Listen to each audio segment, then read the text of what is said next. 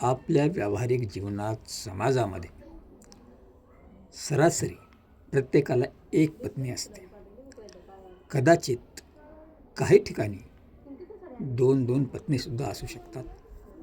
त्याचं कारण असं आहे की जर आपण आपली पहिली पत्नी गरोदर राहत नसेल, तिला मुलबाळ होत नसेल, तर आपण दुसऱ्या पत्नीचा अवलंब करतो किंवा दुसरं लग्न करून दुसरी पत्नी घरात आणतो.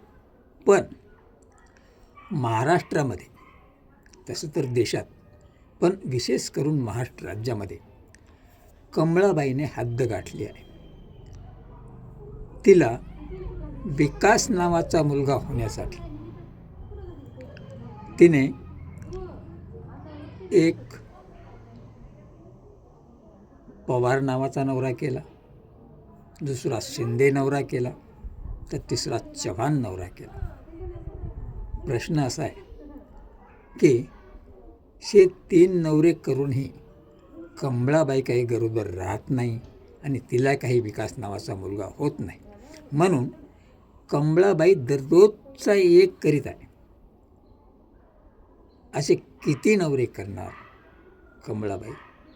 महाराष्ट्रामध्ये काहीतरी वर शिल्लक ठेवणार की नाही, हा प्रश्न आहे. म्हणूनच म्हणतो, कमळाबाई 3 नवरे करूनही जर गरोदर राहत नसेल, तर या वांझोट्या कमळाबाईनं संपूर्ण महाराष्ट्र राज्यातलेच जर नवरे केले किंवा देशातले केले तर हिला विकास नावाचा मुलगा होईल का, हा प्रश्न पडतो.